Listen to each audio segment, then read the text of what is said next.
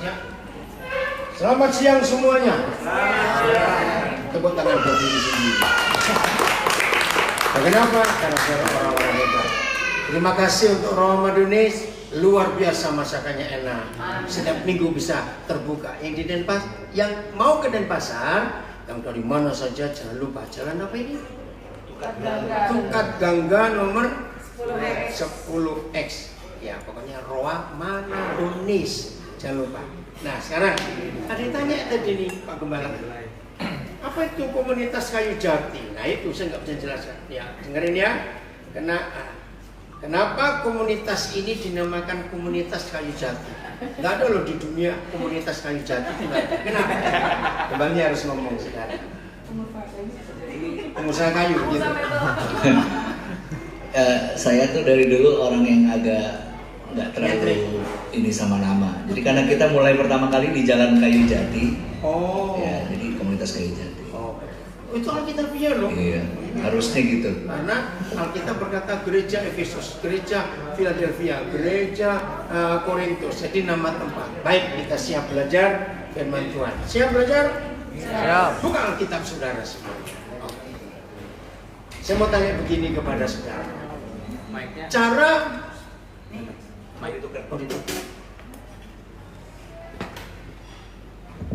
ya.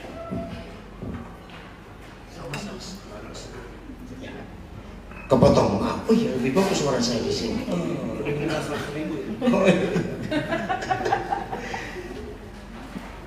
Saya memberikan pemikiran dulu kepada semua kita. Tuhan punya cara berpikir nggak? Nah, ayo jawab, mau saya tanya. Tuhan punya cara berpikir nggak? Punya. Punya. Kita punya cara berpikir tidak? Punya. Punya. Oke. Nah, selama ini pikiran Tuhan dan pikiran kita sejalan atau tidak? Ayo, selama ini pikiran kita dan pikiran Tuhan sejalan atau tidak? Tidak. Kadang ya, kadang enggak, sering enggak. Sering enggak. Betul? Nah, pertanyaan berikut. Ini penting sekali. Jalan pikiran siapa yang paling benar dan jalan pikiran siapa yang paling salah? Pertanyaannya aneh tapi harus sadar ini. Ayo, jalan pikiran siapa yang benar, jalan pikiran siapa yang salah? Jelas pikiran kita yang salah. Masalahnya, kita lebih mengandalkan pikiran siapa? Sendiri. Itu namanya oon. Maaf. Lo betul tidak? Sudah tahu jalan pikiran kita ini sering salah. Kenapa masih dipercaya oon? Heran nggak? Iya, lu ngaku betul tidak? Maka itu sampai hari ini sering kali kita dengan Tuhan punya masalah. Kok nggak ngaku? Ya. Bukan Tuhan yang bermasalah dengan kita. Awas ngomong begitu. Kita ini yang sering bermasalah dengan Tuhan. Karena jalan pikiran kita ini nggak pernah sama. Tapi begitu jahatnya kita, sudah tahu cara berpikir kita hampir nggak ada benarnya. Dan kita percaya pikiran papa kita itu benar. Harusnya siapa ngikuti pikiran siapa?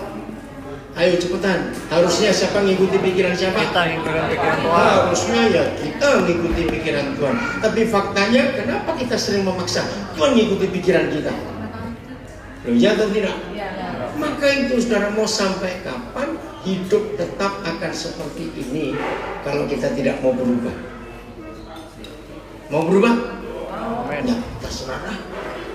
Tuhan nggak pernah maksa kok. Oke? Mari kita buka ayat pertama. Yesaya 48 ayat 17. Yesaya 48 ayat 17.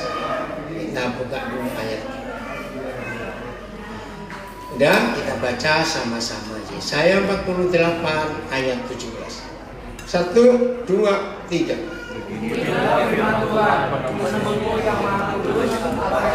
Nah, stop dulu. Beginilah firman Tuhan. Sudah coba perhatikan.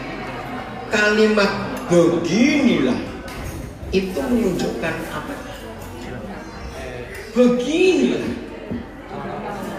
cara memberitahu apa nak? Penekanan. Ayo pergi begini. Berapa kali kita sebagai papa mama ngomong pada anak-anak kita, begini loh nak. Berarti memberi penjelasan. Nah ini masalahnya. Kita sering nurut nggak sih pada papa? Baik papa disuruh maupun papa diberi, kita sering nurut nggak? Enggak. Betul? Nah maka itu hari ini kita sadar. Beginilah firman Tuhan penebus Israel. Satu, apa firmannya? Ayo, akulah yang mengajar engkau tentang apa yang memberi faedah. Dua, perhatikan saudara, selama ini terlalu banyak khotbah-khotbah yang tidak alkitabiah, hanya menekankan percaya ada mujizat, percaya ada kesembuhan, percaya ada berkat. Betul? Jadi Tuhan itu hanya dikonsep untuk menolong kita, untuk memberkati kita, untuk menyembuhkan kita. Kalau kan di sini duduknya di atas sih, nggak ada tulisannya kalau itu meja. Ayo dulu kan situ, atau sini sini. Ya nggak apa-apa sini. Sini. Citro kamu di situ, jangan pindah-pindah. Karena besar susah jalannya sendiri. Ya, ya. Betul tidak? Ini loh masalahnya. Berkat, penolong, mujizat masih ada. Oh kemati jitu aku. Mujizat masih ada. Jangan khawatir, percaya dia pasti menolong. Betul enggak?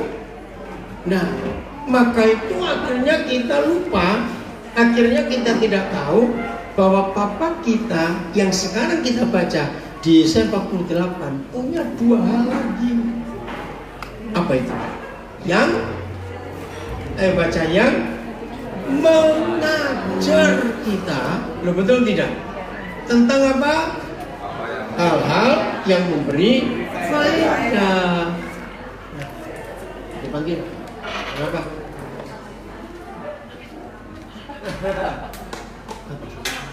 Charger itu udah charger. Nah, jadi hari ini kita belajar bukan cuma papa kita memberi berkat, menolong, buat mujizat, menyembuhkan, tidak. Tapi hari ini kita belajar dia juga mengajar kita tentang hal-hal yang memberi faedah. Sederhana kok. Citro, tabel papa ketarik ini dong. Ayo gampang ini. Apa yang terjadi dengan kita kalau nggak mau diajar? Ayo. Kurang ajar. Bukan cuma bego. Maaf ya. Betul tidak? Kalau papa kita itu mengajar kita tentang hal-hal yang memberi faedah, tapi faktanya kita sering nggak mau diajar, maka itu kita kurang ajar. Maaf. Betul? Yang kedua, papa kita apa? Baca. Ayo, yang kedua dia gitu. Yang menuntun kita ke jalan yang harus kita tempuh. Apa yang terjadi kalau kita nggak mau dituntun? Ayo, tersesat, kesasar. Betul? Satu kali saya pergi dengan satu keluarga anak saya. Suaminya nyetir, maka belum pernah ke tempat itu. Saya juga belum pernah. Nah, pakai GPS. Istrinya duduk di sebelah dia, saya di belakang. Memang saya perhatikan, ini anak ini kok aneh. GPS bilang kiri, dia ngotot terus. Nah, akhirnya si istri kesal, ngomong gini, dengerin istrinya. Kamu dengan GPS yang kelihatan aja nggak menurut, apalagi dengan Tuhan yang kamu nggak lihat. Loh, betul nggak dari mati itu? Dia bilang luar biasa betul. Saudara, karena kita ini loh masalahnya, mengapa papa salah satu yang dia miliki dalam hidupnya untuk kita, menuntun kita di jalan yang harus kita tempuh. Masalahnya, kita ini nggak pernah tahu jalan ke depan. Betul atau tidak? Saya tanya, betul atau tidak? Saya tanya, sejam setelah ini kita tahu nggak? Nah, kembali kepada apa yang saya katakan dari semula. kita sadar bahwa cara berpikir kita itu banyak nggak benarnya. Dan kita percaya cara berpikir papa kita itu pasti benar. Tapi kita faktanya lebih mengandalkan pikiran siapa? Nah, koon bukan? Yang kedua, kita nggak pernah tahu jalan ke depan. Yang tahu cuma dia. Harusnya kita bagaimana dengan dia? Nurut, pasrah. Tapi faktanya ngeyel. Betul nggak? Kita sok tahu. Ya, coba renung. Ini pikiran anak-anak dari dulu sana. Kenapa ya? Tuhan Yesus pernah bilang, hai kamu kucing-kucing. Kita apanya? Domba. Nah ini orang binatang. Kenapa Tuhan Yesus pernah berkata, hai kamu kucing-kucingku? Tapi dia berkata kita apanya? Domba-dombanya. Siapa bisa jawab? Domba suka tersesat. Domba suka tersesat. Nurut. Enggak. Justru domba itu banyak nurut. Ini loh, kucing itu jauh lebih pintar dari domba. Betul? Siapa pernah jengkel dengan kucing tetangga?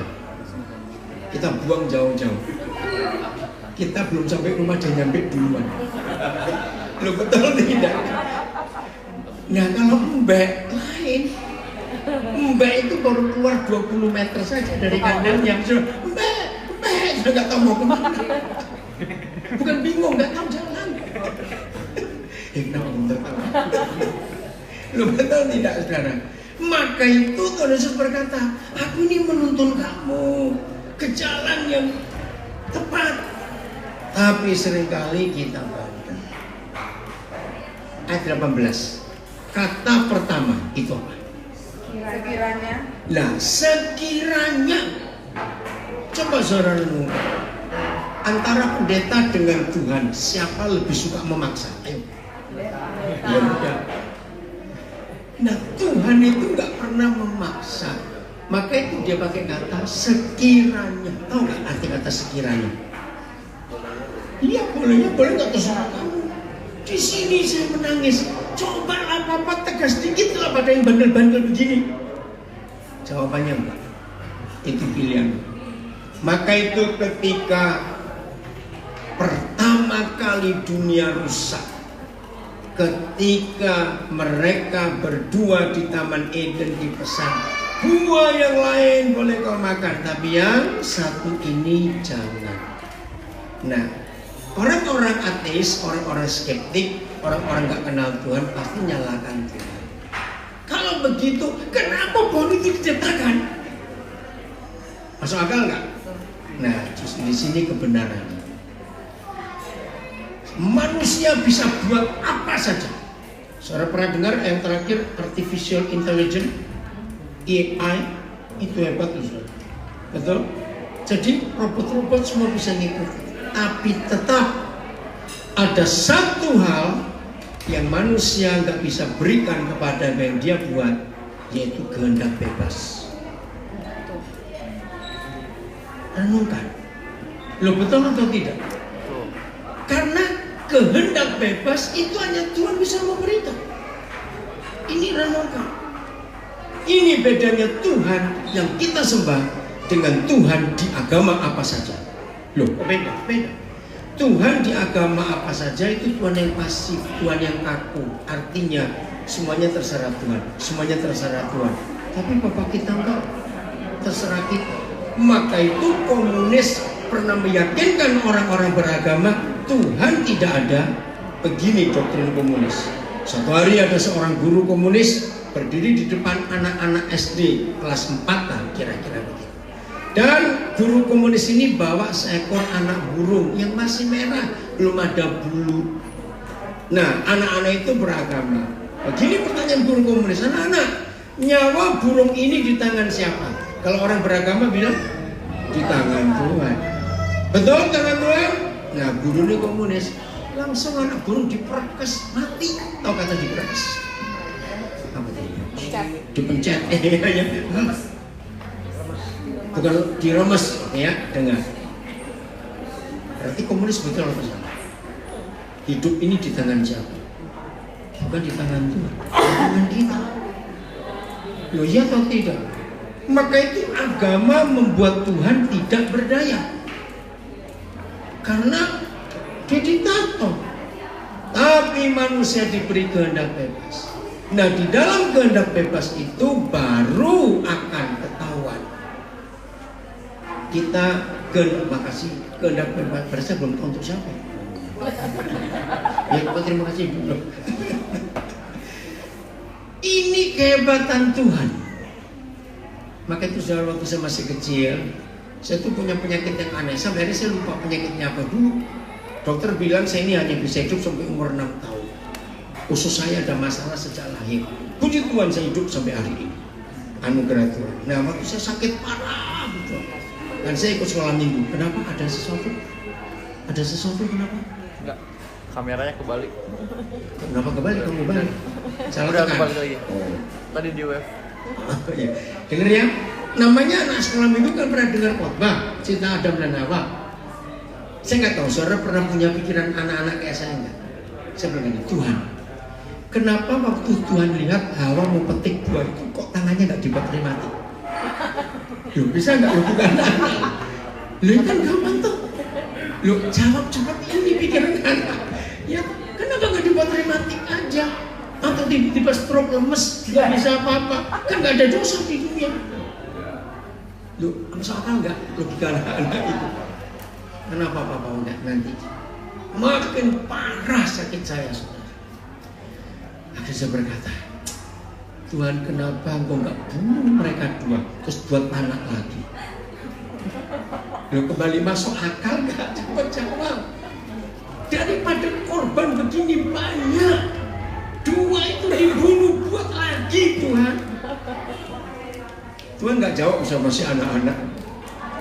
Tapi suatu hari papa saya meninggal, saya umur 9 tahun, dia umur 31 tahun. Jadi masih muda sekali. Hari itu papa saya dapat kiriman majalah foto dari Prancis. Papa saya bisa bahasa Belanda, bahasa Prancis, bahasa Inggris, karena dia wartawan zaman itu. Nah zaman saya sekolah, buku itu hampir nggak ada. Karena saya sampai kelas 4 SD masih pakai batu tulis. Nah yang belum pernah tahu berarti nggak saya. Bayangkan tahun dari batu. Udah tahun berapa ya? Waktu saya beli stone. Oh batu. Karena Flintstone. Nah itu bukan dari apa ya? Orang dulu bilang sabak, itu bahasa Belanda. Ya. Nulisnya pakai grip. Itu kalau ngasah di lantai, kalau lancip tulis. Ya, nah zaman dulu nggak ada buku, bayangkan. Terus ini dapatkah buku berwarna dari Prancis? Namanya anak kecil seneng nggak lihat, karena nggak ada buku. Stensil aja nggak ada zaman saya SD. Stensil setelah saya kelas 5 atau kelas 6 SD baru ada. Nah, saya lihat buku itu ada di meja kerja papa saya. Otomatis saya buka, saya baru ingat, saya baru dari dapur bawa pisang goreng buatan mama masih berminyak. Begitu buku mau habis halamannya, saya baru sadar minyaknya nempel semua di buku itu. Saya kaget. Belum saya selesai kaget, papa saya lewat. Dia noleh, anak ini bukai apa? Wih, saya pokoknya gini. Belum pernah selama papa saya masih hidup, saya itu membayangkan dia marah hari itu seperti mau makan saya. Itu pertama kali saya lihat dia marah betul, karena buku ini nggak ada lagi. Dan langsung muncul. Kenapa dia nggak bunuh saya terus buat lagi? Ngerti nggak? Lo kan tadi saya marah dengan Tuhan. Daripada semua dunia jatuh dalam dosa gara-gara dua orang, bunuh aja tuh buat lagi. Ngerti gak itu saudara? Nah, karena kita adalah bukan manusia, karena kita adalah anaknya. Sesalah-salahnya anak yang merugikan hidup orang tua juga. Masa dibunuh terus buat lagi? Loh, ngerti ilustrasi ini? Itu luar biasa. Saya masih kecil, tapi Roh Kudus sudah saya ingat. Nah, kembali ke pohon ini. Bukan papa tidak tahu kita ini milih apa dalam hidup. Yang belum tahu itu kita. Ngerti nggak? Contoh saya beri. Ada nggak kampus atau sekolah SMA perguruan tinggi yang iklannya begini? Inilah satu-satunya sekolah yang tidak pakai ujian langsung S1. Ada mau sekolah? Ada mau ya on betul orang. Jadi sekolah pun harus pakai ujian. Nah, saya beri ilustrasi. Ada mahasiswa di kampus itu. Wih, otaknya encer betul. Semester 1 A semua. Semester 2 A semua. Semester akhir A semua. Menyatakan dia lulus S1 atau tidak. Boleh nggak mahasiswa datang kepada para dosen? Pak dosen, nggak usah diuji lah. Dari semester 1 saya ini A terus. Boleh nggak? Masa nggak semua kok. Kenapa? Bukan wajib. Nah ini salah. Kalau agama itu wajib, bukan standar. Dosen akan berkata, kami percaya kamu memang jenius, tapi dirimu belum sampai di ujian akhir. Jadi kamu yang perlu tahu, kamu bisa atau tidak. Lo betul nggak logikanya begitu? Lo jawab ya atau tidak? Maka itu kitab Yakobus berkata Tuhan tidak pernah mencobai. Memang salah kalimat mencobai. Tuhan itu menguji. Kalau dia menguji itu untuk kita, bukan untuk dia. Contoh, ini kisah nyata di Jawa Timur. Di suatu kota, ya sebetulnya Kediri. Saya pernah khotbah di situ. Salah satu anak saya kerja di salah satu supermarket, saya lupa, Indomaret atau apa saja. Dia cerita kepada saya setelah kejadian dari Senin. Hari Minggu ada pendeta tamu khotbah di gereja. Saya tanya khotbahnya tentang apa? Sabar Pak. Oh ya, hampir 2 jam. Semuanya sabar. Tapi ternyata dia nggak sabar loh. Lu kamu kok tahu? Nah ini cerita. Hari Senin dia jaga kasir di salah satu supermarket itu. Dia lihat, loh Pak pendeta yang kemarin khotbah di gerejanya ada di situ. Sedang antri nomor 3. Nah pas dia melayani itu satu ibu nggak tahu itu barcode-nya yang salah atau scannernya yang salah. Lama sekali dia sudah panggil manajernya enggak datang. Pendeta itu ngomel-ngomel di belakang. Kalau aku punya pegawai kayak kamu aku pecah kejejer lelet bener. Wah ngomel terus dia makin panik. Akhirnya bisa lewat. Baru yang nomor 2 cepat selesai. Begitu Bapak Pendeta sampai masih ngomel juga, dia taruh barangnya. Nah anak saya bilang, Pak selamat siang. Kapan Bapak kan khotbah di gereja saya tentang sabar.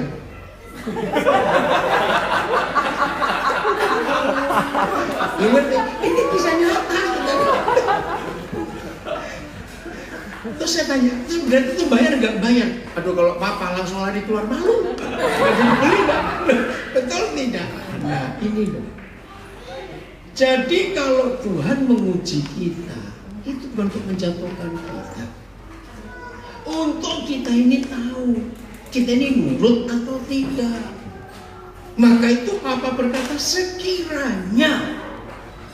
Jadi sekarang yang masih suka menyalahkan Tuhan, kenapa ada pohon pengetahuan baik dan jahat? Supaya menguji kita. Kenapa Pak Wahyudi, kenapa seperti itu? Kenapa itu? Sama ya. Jadi supaya kita ini tahu nurut atau tidak. Itu contoh. Saya ini nggak tamak uang, saudara. Saya nggak tamak uang. Kita ada uang merah, nggak ada yang punya, mikirnya yang punya siapa? Ini yang punya duit, oh bodoh-bodoh, apa dibuangin? Nah begitu. Jadi ujian itu untuk kita, bukan untuk Tuhan. Jelas? Coba baca dulu sebelum kita lanjut. Ulangan 8 ayat 2. Ulangan 8 ayat 2. Maka itu mulai hari ini yang sudah lama kok nggak ada ujian, mintalah. Kok nggak amin? Amin. Ulangan 8 ayat 2. Masih ingat Mazmur 26 ayat 2 lagunya Pak Niko? Ujilah aku Tuhan. Masih ingat? Nah ternyata sampai hari ini masih banyak orang Kristen nggak berani nyanyi lagu itu. Alasannya rohani, sombong betul nantang Tuhan. Bukan nantang. Betul nggak? Harus berhenti uji. Udah ulangan 8 ayat 2. 1, 2, 3. Ingatlah kepada seluruh perjalanan yang kau lakukan atas kehendak Tuhan. Atas atas kehendak Tuhan Yahwehmu di padang gurun selama 40 tahun untuk dengan merendahkan hatimu dan menguji yang betul ya, menguji engkau terus untuk mengetahui apa yang ada dalam hati ya, lanjut. Nah, untuk mengetahui, kamu tuh tahu nggak sih hatimu itu nurut atau tidak? Ngerti nggak? Jadi Tuhan bukan mencobai, dia itu menguji. Tapi untuk siapa? Loh, untuk siapa? Untuk kita. Kita ini nurut atau tidak? Nah, tapi ada yang bantah. Ya, tapi kan doa Bapa kami berkata, janganlah bawa kami pada pencobaan, melainkan lepaskanlah kami dari yang jahat. Nah, bedanya ini masalah kelasnya. Semua kita pernah SD, SMP, SMA bukan? Kalau nggak pernah, menakutkan zaman sekarang. Nah, apa bedanya anak-anak SMP, SMA dengan mahasiswa? Kalau anak-anak SMP, SMA dibilang, anak-anak, ini guru, minggu depan kita ujian, ulangan. Langsung paduan suara, ulangan lagi, ingat nggak? Iya. Nah, tapi waktu kita sudah mahasiswa, kalau dosen sibuk, nggak ada ujiannya, padahal aku sudah siap. Mahasiswa yang benar ngapain? Nanya, kapan? Kalau mahasiswa yang rohani, puji Tuhan. Ngaco. Nah, jadi doa Bapa kami dengan doanya Daud itu beda kelas. Kita di kelas berapa? Ngerti ya? Kalau kita siap diuji, berarti kita sudah mahasiswa. Jelas? Jadi kalau ayo karena dia mau kita pinter. Ya. Ini tolong dari itu apa? Handphonenya Jo apa itu? Charger. Udah, kembali ke Yohanes Yesaya 48 ayat 18-nya. Sekiranya. Jadi kalau ada kata sekiranya apa tadi?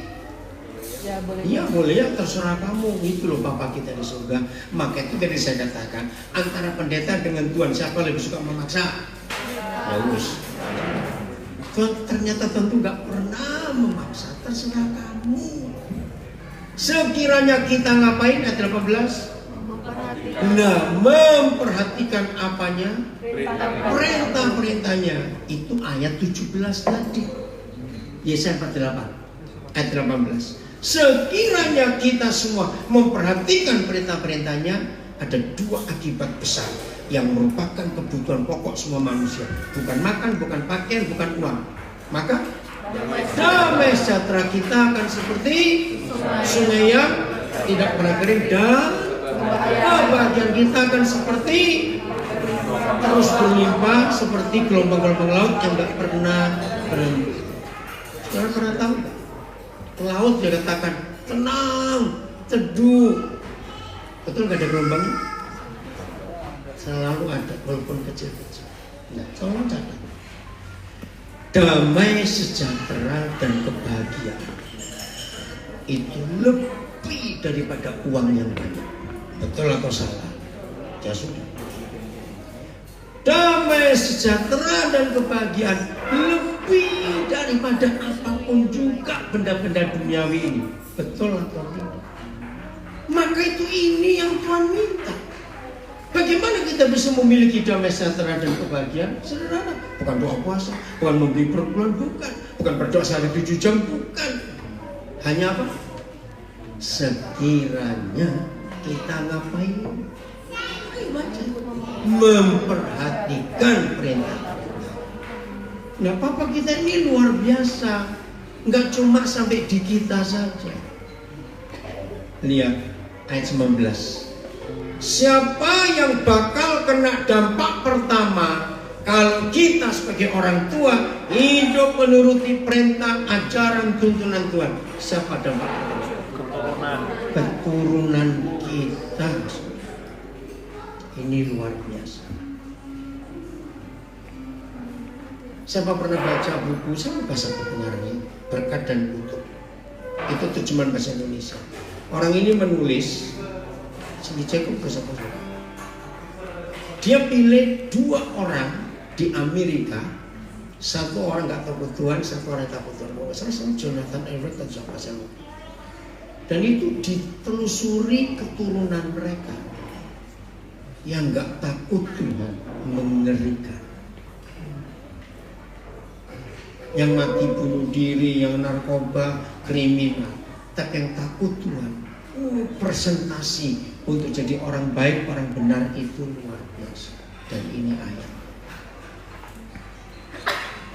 Ketika papa mama hidup taat menuruti peraturan perintah Tuhan, dampak yang paling besar kepada keturunan kita, anak cucu kita.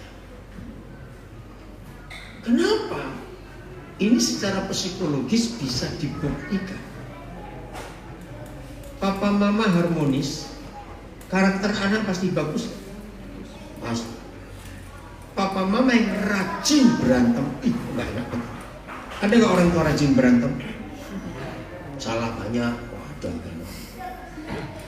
Anak-anak pasti karakternya suka berantem. Karena anak-anak itu melihat kita.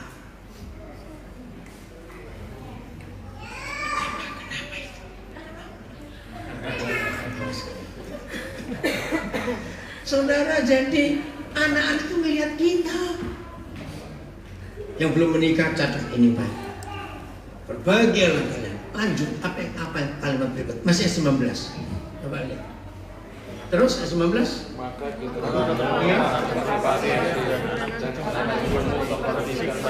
Oke, itu gak usah kita bahas. Karena zaman sekarang banyak orang gak mau punya anak banyak. Padahal harus punya anak banyak.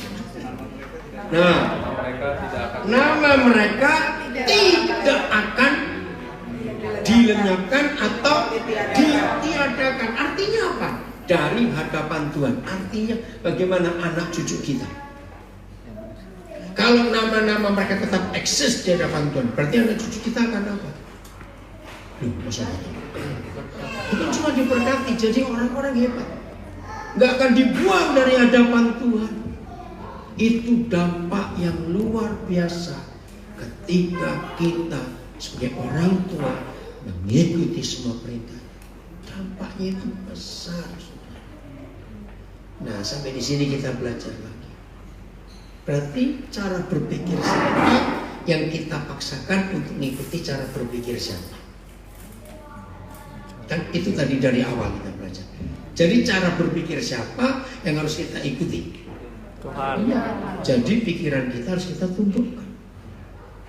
Tapi lagi sekali ini repot. Betul? Karena kita adalah orang yang punya karakter memberontak. Itu manusia.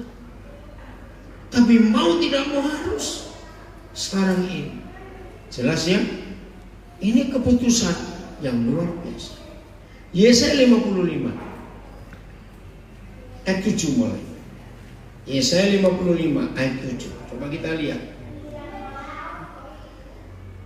Udah? Yesaya 55 ayat 7. 1, 2, 3. Baiklah orang fasik meninggalkan jalannya, dan orang jahat meninggalkan jalannya. Baiklah ia belajar di dalam apabila kami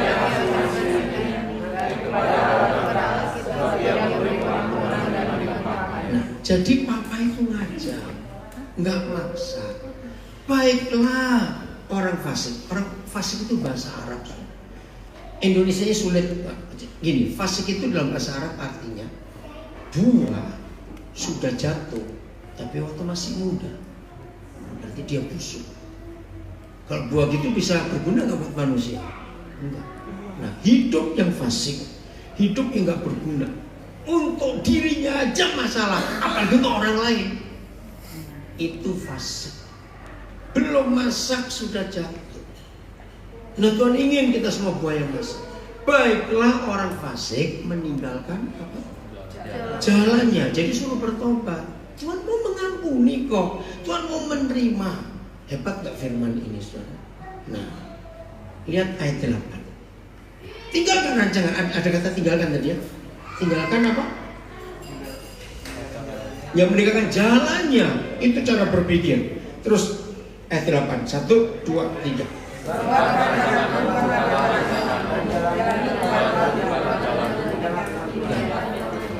Jelas bukan?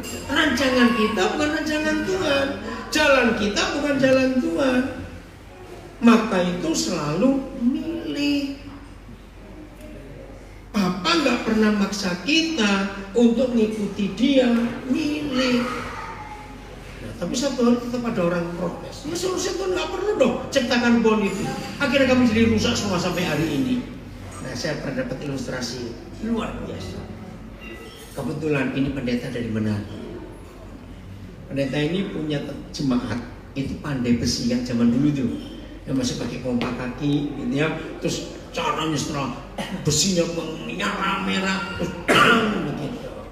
Nah, jemaat ini bandelnya luar biasa. Tiap kali dia pukul berpeluh, selalu ada kalimat gara-gara ada. Tiap hari gara-gara ada. Pendeta ini capek beritahu. Kenapa kamu nyalakan Adam terus? Gara-gara dia. Kan ditulis di Kejadian 3. Maka dengan berpeluh kamu akan makan rezekimu. Bukan gara-gara Adam. Aduh ini. Akhirnya Pak Pendeta minta hikmat. Tuhan berikan hikmat Tuhan. Bagaimana caranya supaya jemaat ini enggak nyalakan Adam terus? Doanya dijawab. Wih, dia dapat hikmat. Tapi istrinya nggak diberitahu. Istri pendeta nggak diberitahu. Mah, besok belanja, undang tetangga kita, jemaat kita dengan 3 anaknya 5 orang untuk makan. Ih, ada pesta atau enggak? Untuk apa? Sudah lah, nggak usah banyak tanya.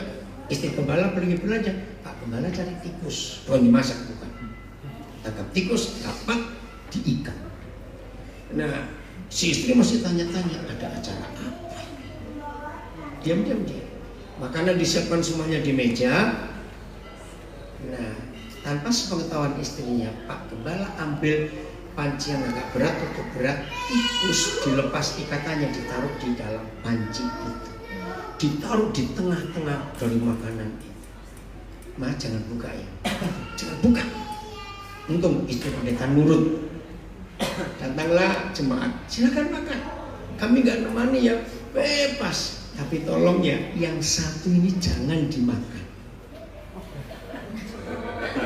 Tertawa dulu kenapa? Nah ini modelnya manusia itu.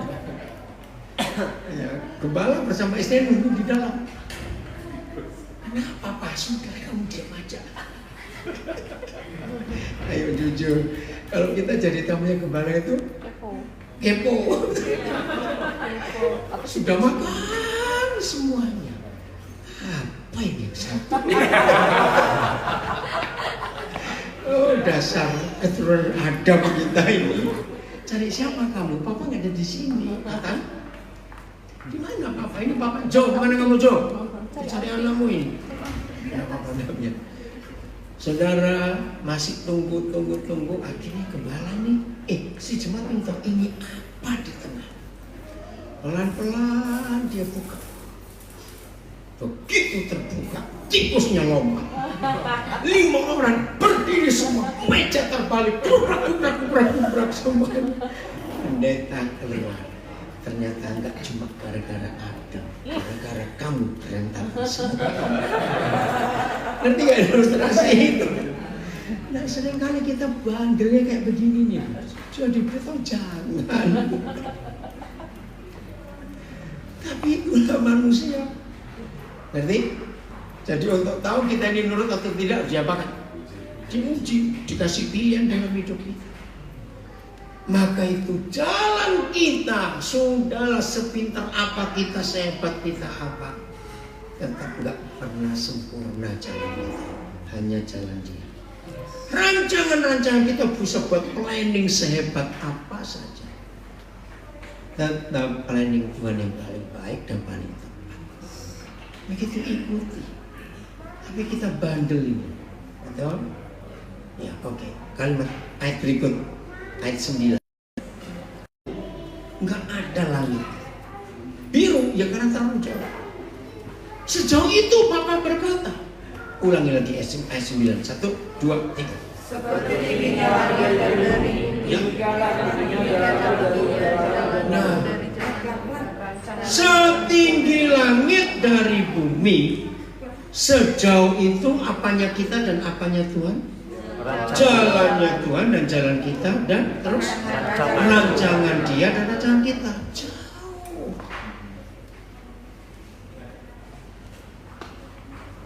Mumpung masih di bulan kedua tahun ini, masih ada 10 bulan lebih dikit tahun ini, ayo perbaiki langkah-langkah kita yang suka bandel dan melawan. Betul? Perbaiki supaya apa saja yang Papa rencanakan atas hidup kita bisa terjadi dengan sempurna. Amin. Karena kita tahu hanya Dia paling tahu yang terbaik untuk kita. Mazmur 139 ayat 1 dan 2. Oh, ini dahsyat sekali. Kalau ada psikolog perlu baca ayat ini. Mazmur 139 ayat 1 dan 2. Saudara, salah satu penyakit kejiwaan yang cukup besar sebelum gila, manusia itu sering nggak tahu dirinya sendiri. Betul tidak? Maka itu banyak orang berkata, kenapa sih aku ini kenapa? 139. Nah, kalau kamu aja nggak tahu, aku gimana caranya tahu? Betul? Hari ini kita akan tahu Papa kita itu luar biasa. Baca satu lagu tadi ya, kita nyanyikan lagu ini ya.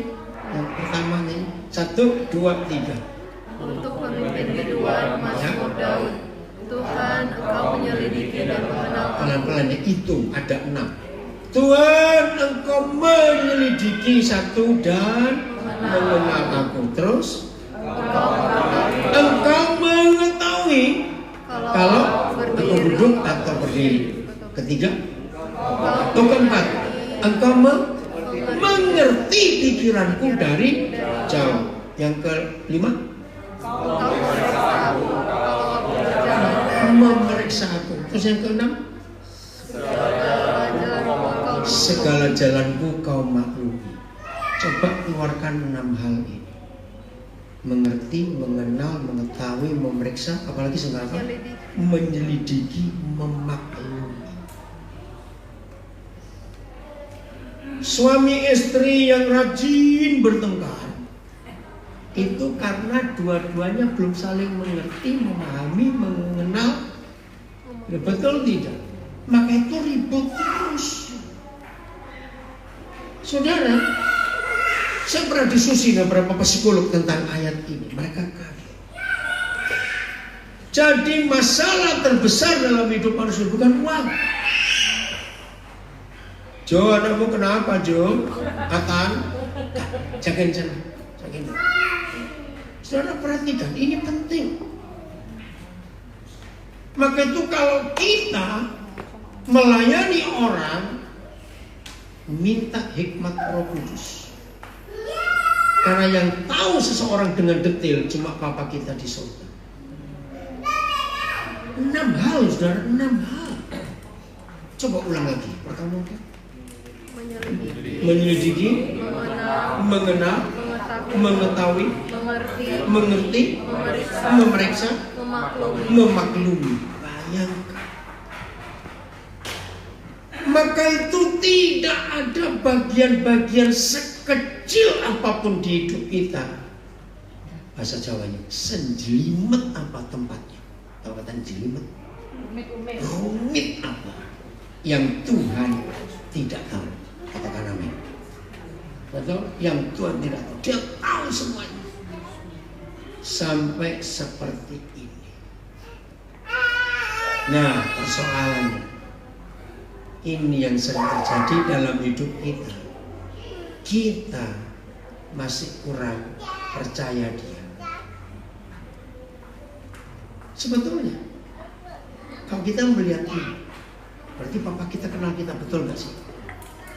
Coba ambil aja. Papa kita kenal kita, betul gak? Ayo, kenal gak? Banget.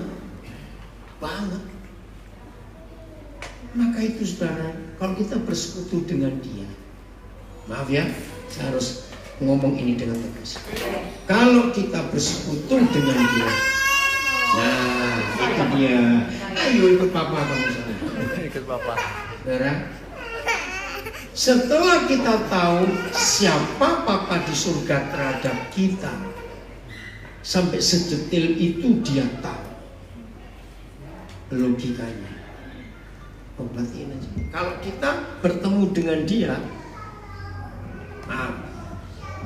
yang lebih banyak ngomong itu seharusnya siapa? Ayo jawab cepat. Dia. Faktanya Kita. nah, ingat loh, isi doa kita itu cuma 3: minta, nyuruh, lapor, lapor, nyuruh, minta. Loh, ya atau tidak? Ini kan kurang ajar.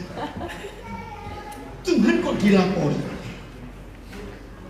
Perlu nggak dikasih laporan? Enggak, mau dia tahu semua. Apa itu ubah cara doa kita? Sejak Roh Kudus membuat saya mengerti dari firman ini. Awal-awal kami menikah, istri saya heran. Sebelum menikah, istri saya kenal banyak hamba Tuhan karena kakaknya dan suaminya itu dua-dua pendeta. Nah, gara-gara kakaknya pendeta undang saya dan saya ketemu dia di situ. Nah, awal-awal menikah, dia heran lihat saya. Kamu doanya kok nggak pernah lama kayak pendeta-pendeta yang lain itu. Jadi akhirnya saya nggak bisa terangkan, nanti kamu ngerti sendiri. Akhirnya dia tahu. Maka itu untuk apa Tuhan diberitahu banyak-banyak, udah Maha tahu. Maka itu mulai hari ini, kalau kita punya waktu untuk bersekutu dengan Tuhan Yesus dan Bapa di surga, biarkan dia ngomong terus, kita banyak dengar saja. Enggak amin. Amin. Maka itu banyak pengkhotbah salah. Berapa jam sudah berdoa sehari? Aduh, baru 1 jam, 30 menit sudah susah. Oh, maka itu kamu gak diberkati, ngawur. Salah besar. Biasanya saya bilang gitu. Saudara, ini prinsip yang kita harus tahu. Coba, berapa kali doa kita ini salah? Ngatur, merintah, nyuruh, lapor, minta. Aduh, sampai Tuhan capek sendiri. Maka itu saya punya istilah begini ya, jangan tersinggung. Harus berubah hidup kita di dalam cara kita berdoa. Harus berubah. Percaya atau tidak, kalau hidup kita benar di hadapan Dia, kita lurus, tidak menyakiti Dia, perintah-perintahnya kita perhatikan, nggak usah berdoa, Papa tahu yang kita perlukan. Jawab, saya tanya. Betul? Yang belakang-belakang sana betul? Ya sudah. Maka itu saya balik, jangan tersinggung. Berarti yang kepanjangan doa, hidupnya masih kurang beres. Loh, betul atau tidak? Loh, jawab, jangan tersinggung. Iya toh? Dia tahu kok. Maka itu kalau kita bersekutu dengan Dia, biar Dia banyak bicara, banyak menjelaskan, banyak menerangkan. Saya pernah ngitung, ingat Tuhan Yesus pernah berkata, kalau kamu berdoa, jangan seperti orang Farisi yang diulang-ulang. Nah, saya ini pernah ngitung pakai stopwatch. Saya berdoa, saya tuh ngitung. Ayo, siapa pernah coba di rumah? Doa dari awal nggak pernah terulang balik. Itu berapa menit paling panjang? 1 menit. Kurang lah, 1 menit. Nggak sampai 10 menit sudah balik lagi ke depan ini ngomongnya. Loh, ngerti nggak maksud saya? Diulang lagi. Karena saya bingung mau ngomong apa lagi. Maka itu saya heran kalau ada pendeta ngajak, oh saya bisa 6 jam sehari berdoa. Ngapain kamu 6 jam? Loh, maaf loh saudara. Betul nggak kalau kita belajar soal ini? Maka itu setelah kita tahu siapa Papa kita sesungguhnya, harusnya Dia yang banyak bicara kepada kita, bukan kita. Yohanes pasal 2. Coba lihat ayat 24-25. Yohanes 2, 24-25. Maaf, firman ini akan merevolusi otak kita secara kebenaran. Yang selama ini otak kita dimanipulasi dengan Alkitab yang betul, yang ngajar yang salah. Udah, 1, 2, 3. Tetapi Yesus sendiri tidak mempercayakan dirinya kepada. Nah, stop dulu. Dia tidak hanya ingin kita percaya dia, tapi dia ingin dia mempercayakan dirinya kepada kita. Coba bayangkan, kalau sampai Tuhan sendiri sudah berani mempercayakan dirinya kepada kita, berarti di mata dia kita apanya? Di mata dia kita apanya? Contoh, saudara kenal Gubernur Bali, sangat dekat, sampai dia titipkan kunci rumahnya ke saudara. Berarti di mata Gubernur sahabat, percaya, kenal. Maka itu orang Kristen yang selalu goyang surga, Tuhan berkati, Tuhan tolong, Tuhan, apa sampai ngancam, awas itu nggak jawab doa saya, perempuan saya nggak kasih. Berarti kurang ajar gitu loh, saudara. Berarti dia lupa bahwa Tuhan belum bisa mempercayakan dirinya kepada orang itu. Coba renungkan. Kalau sampai Tuhan sendiri sudah berani mempercayakan dirinya kepada kita, pasti pola hidup kita beda. Betul tidak? Beda. Coba cari sendiri. Kalimat berikut, kenapa dia nggak berani mempercayakan dirinya pada orang-orang itu? Padahal ayat 23, orang-orang itu percaya dia nggak? Coba lihat ayat 23. Orang-orang itu percaya dia nggak? Ayat 23 banyak yang percaya, tapi motivasinya beda. Mau lihat mujizat. Itu ayat 23. Nah, Papa nggak mau kita percaya dia karena ada motivasi tersembunyi. Tadi anak saya Kevin cerita ada nyanyian, kalau Tuhan nggak berkati, nggak menyembuhkan, apa? Aku tetap. Pokoknya diberkati, nggak diberkati, disembuhkan, nggak disembuhkan. Bukan ukuran kami mengukur kebaikan Tuhan. Nah itu, bukan ukuran kami mengukur kebaikan Tuhan. Walaupun dia nggak dengan doa kita, dia tetap Tuhan buat kita. Oke? Nah, ayat 24. Kenapa dia nggak berani mempercayakan dirinya kepada orang-orang yang percaya dia? Jawabannya, karena Yesus, bukan, ayat 24. Karena Yesus mengenal orang-orang itu. Nah, pelan-pelan. Kata mengenal di ayat 24. Ini mengenal dalam arti positif atau negatif? Ayo, mikir. Negatif. Ini dikenal dengan cara nggak enak. Ngerti? Nah, maka itu coba jujur pada Tuhan. Kira-kira Tuhan mengenal kita itu sejauh apa, sedalam apa? Dalam arti dia bisa bicara kepada kita bebas atau tidak. Ayat 25. 1, 2, 3. Dan karena tidak perlu seorang pun memberi kesaksian kepadanya tentang manusia, sebab dia tahu apa yang ada dalam hati manusia. Maaf ya. Tidak sedikit hamba Tuhan dan orang Kristen marah waktu saya ungkapkan ayat ini dengan cara yang benar. Tidak perlu ada orang memberitahu kepada Yesus tentang orang lain. Saya balik. Kalau kita diminta mendoakan seseorang, dengar ya, sering nggak diminta mendoakan seseorang? Maaf, biasanya isi doa kita bagaimana? Memberitahu Tuhan tentang keadaan orang itu. Loh, misalnya, saudara, mari kita doakan keluarga A mau cerai. Doa kita bisa gimana? Tuhan, keluarga A mau cerai loh Tuhan. Nah, kalau Tuhan kayak saya sudah tahu. Loh, betul tidak? Kenapa yang memberitahu aku? Ini loh doa saya. So begitu, Tuhan tolong Tuhan, supaya mereka gak cerai Tuhan. Dalam nama Yesus, roh perceraian bertengking. Tuhan lebih pusing lagi. Aku dari dulu gak suka orang cerai. Sekarang kamu nyuruh aku lagi gak boleh ceraikan mereka. Loh, ngerti gak kata itu? Terus gimana dong? Nah, datangi mereka, bukan doakan, tapi ajak ngerti firman. Termasuk doakan orang sakit.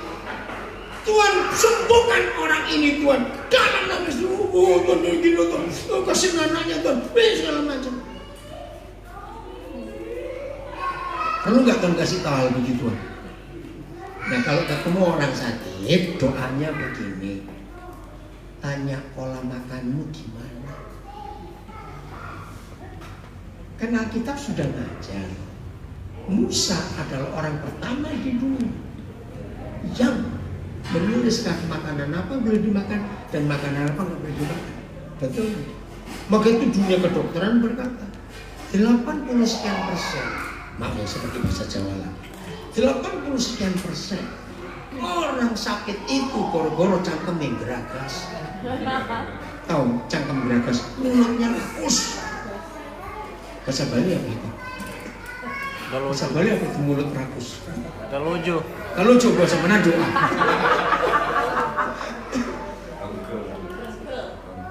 Engke, rengke, ini pendek juga ya. Rengke. Panjang berarti. Panjang bahasa Jawanya. Cangkem geragas. Jadi sebelum kita doakan orang sakit itu kita tanya pola makanmu apa? Nah ini loh masalahnya. Semua makanan yang Tuhan larang kita makan itu justru enak-enak semua. Loh betul tidak? Tujuannya supaya kita bisa menguasai diri.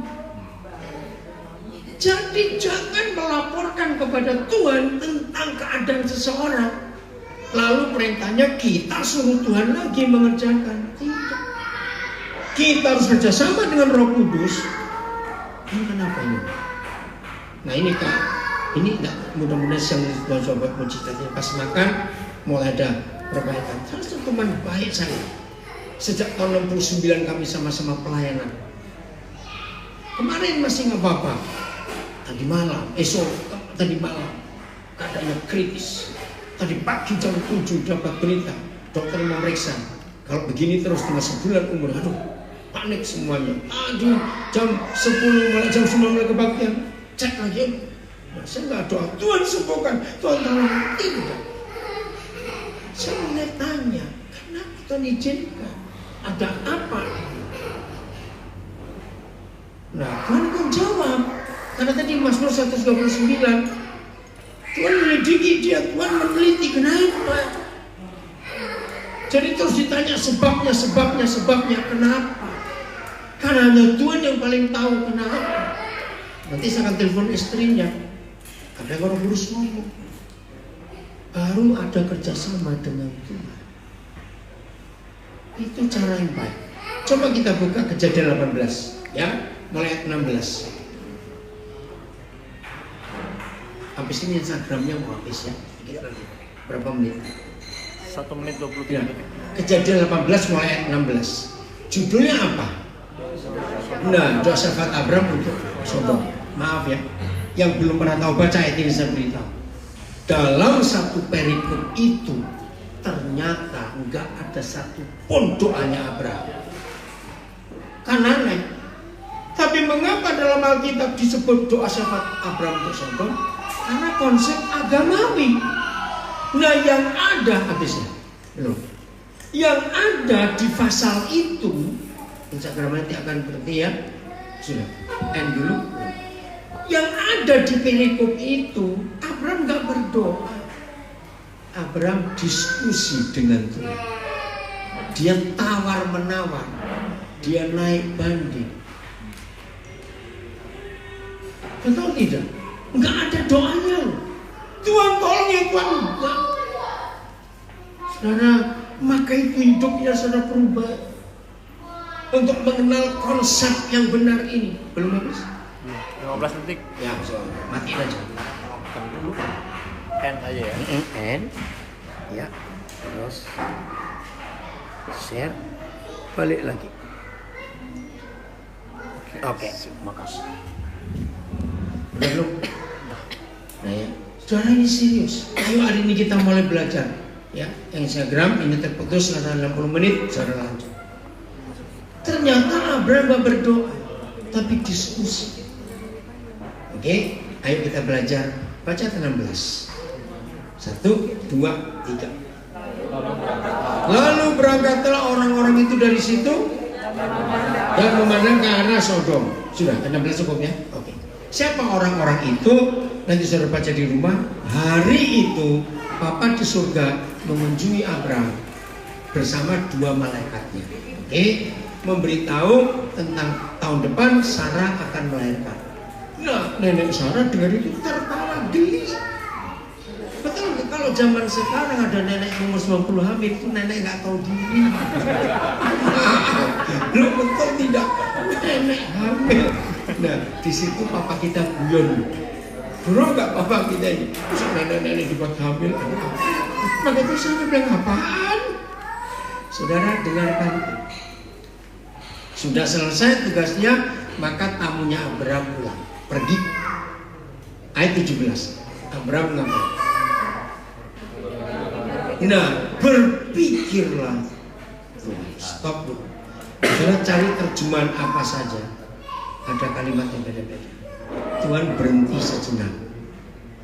Tuhan batin, kata dalam hati. Tuhan bicara dengan dirinya sendiri. Nah, kira-kira kalau ada orang punya rencana sesuatu, tiba-tiba dia ngomong dengan dirinya sendiri, berarti orang ini menghargai orang yang dia ajak mikir itu. Tinggi atau rendah? Tinggi. Saya simpulkan begini, nanti saudara baca baik-baik. Ternyata Papa di surga bisa merasa bersalah kepada Abraham sahabatnya. Kalau dia punya planning ke Sodom, tapi dia nggak berunding dengan Abraham, itu yang saya kaget. Dia merasa bersalah. Masa aku kan diam saja? Maka itu lihat ayat yang ke berapa 19. Bukankah ada kata itu? Bukankah? 18. Berapa? Masih 18 terus? Bukankah? Nah, ini dia ngomong terus dan berkuasa terus. Nah, jadi Tuhan tuh mikir sendiri, ngomong sendiri. Aku kan sudah ngomong dengan dia itu sahabat. Masa aku akan diam-diam saja? Masa planningku aku nggak beritahu pada dia? Ini rencanaku jauh dengan cara rencanamu, jalanku jauh dengan jalanmu. Tapi Bapa merendahkan diri kepada Abraham sehingga dia memberitahu rencana. Ini masih ngomong dalam hati. Begini. Udah. Ayat 20 atau 21 ketika Tuhan berfirman. 20 ya. Nah, jadi setelah Tuhan mikir sendiri, setelah Tuhan bicara dalam hati, setelah Tuhan ngomong sendiri, dia baru terbuka. Terus ayat 21. Nah, ada kata berfirman. Oh, belum, berarti bukan itu. Terus. Nah, itu ayat berapa? Nah, 20 ya. Sesudah itu, sesudah apa? Berpikir. Setelah Tuhan merenung, setelah Tuhan diskusi dengan dirinya sendiri, baru Tuhan berfirman. Apa firmannya? Sesungguhnya hanya apa? Kalau kesal orang, nah ada yang lapor, ada masyarakat nggak setuju dengan kelakuan Sodom Gomora. Seruan mereka, keluh kesah mereka sampai ke surga. Nah, Tuhan ingin ngecek, ada kata itu nggak coba? Baiklah aku turun untuk melihat. Nah, saudara, ini bukan bertentangan dengan Yohanes 2 tadi, tidak.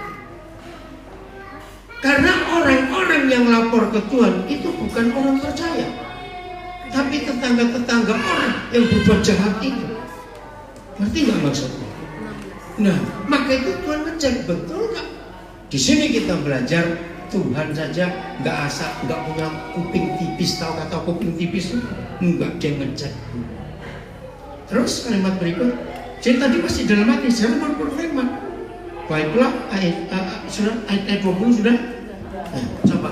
Terus 21. Ya, terus. Nah, saudara, nanti baca sampai selesai dulu. Ketika Abraham tahu Yahweh Tuhan murka, Abraham langsung naik banding. Mulai ayat berapa ya Tuhan? Abraham naik banding itu? Ayat berapa? 23. 23. Coba apa bunyinya 23? Abraham datang mendekat kepada. Oh ya, saya kelewatan. Coba cari di ayat berapa yang ini Abraham mendekat terus? Apakah Oke, ya stop. Coba cari ayat keberapa, masih 19 18 atau 17. Abraham menghalangi Tuhan. Abraham menghalangi Tuhan. Ayat berapa itu? 17. Coba. Ayat berapa itu? 22. Oh ya, gimana? Coba bacakan. Tapi Abraham masih tetap berdiri. Nah, oke. Sebelumnya itu ada kata apa? Ini penting loh, saudara. Lalu berpalinglah orang-orang itu dari situ dan mengarahkan kemana? Coba bayangkan, tamu kita sudah pamit dan sudah keluar dari rumah. Ternyata berhenti sebentar. Pasti kita mikir apa yang ketinggalan.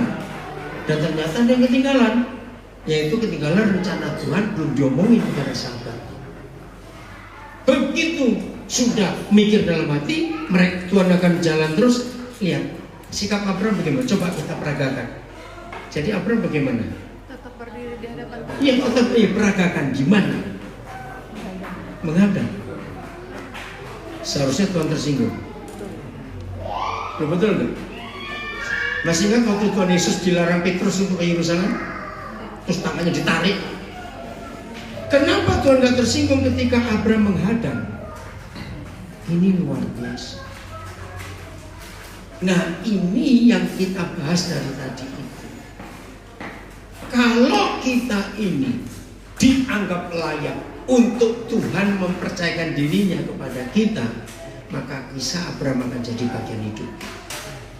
Kalau kita melihat ini, berarti Tuhan sangat dekat gak dengan Abraham, dan Abraham sangat dekat gak kepada Tuhan. Luar biasa. Dia gak tersinggung ketika rencananya dihalangi. Loh, betul tidak? Harusnya Tuhan murka loh. Siapa kamu? Berani-beraninya kamu. Saudara, ini kebenaran kita harus tahu dalam hidup kita. Maka itu maaf kalau saya bertanya ini, tanya kepada Tuhan tentang diri kita. Begini, Papa di surga, kira-kira posisiku di hadapan Tuhan itu seperti apa? Berbahagialah setiap kita kalau kita sudah sampai pada posisi itu. Tuhan memperhitungkan. Hebat gak? Nah, kembali ayat 22 ya. 22, 23 tadi. 23, coba 23. Nah, mendekat terus. Nah, apakah kau akan melenyapkan orang benar bersama dan tidak benar? Nah, ini yang diterjemahkan oleh penterjemah Alkitab. Doa syafaat Abraham itu sombong, padahal enggak doa. Dia berunding, dia negosiasi, dia naik banding. Kalau dalam hukum pengadilan, kenapa? Ajukan banding. Masa engkau Tuhan yang adil akan membinasakan orang benar bersama tidak benar? Dijauhkan kiranya daripadaku Abraham untuk berbuat seperti itu. Seandainya ada 50 orang benar di negeri itu. Angka pertama penawarannya 50. Tuhan mikir, Abraham mikir, Tuhan bilang enggak. Abraham, kalau ada 50 orang benar aku tidak. Turun.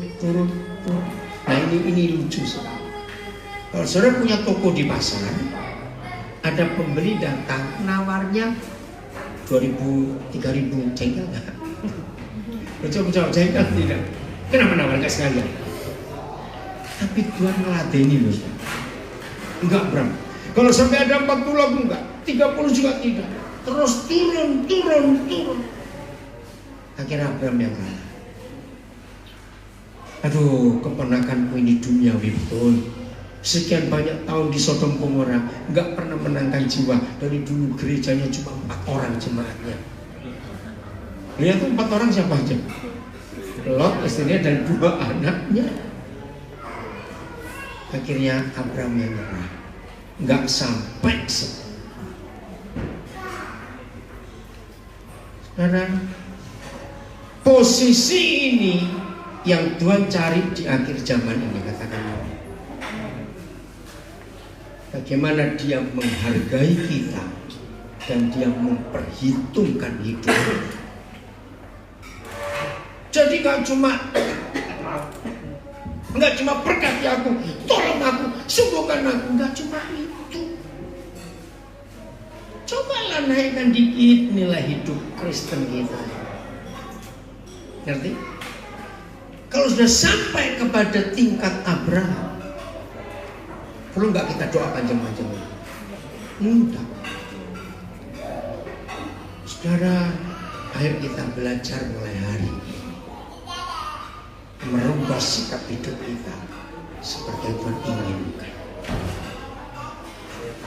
Amin. Mau berubah betul? Ayat yang terakhir, ayo kita biar Tuhan bekerja secara sempurna dalam hidup kita masing-masing sampai rencana Tuhan terjadi dengan sempurna di hidup kita semua. Kita buka Matius 26 ayat 41.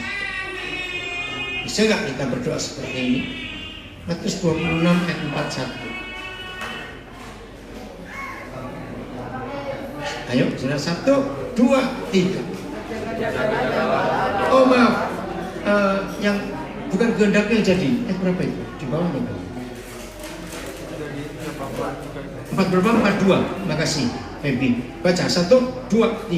Lalu ia pergi keluar rumahnya dan berdoa, katanya, ya Bapa, kalau ini tidak mungkin lalu, kecuali Abraham meminumnya, jadilah kehendakmu.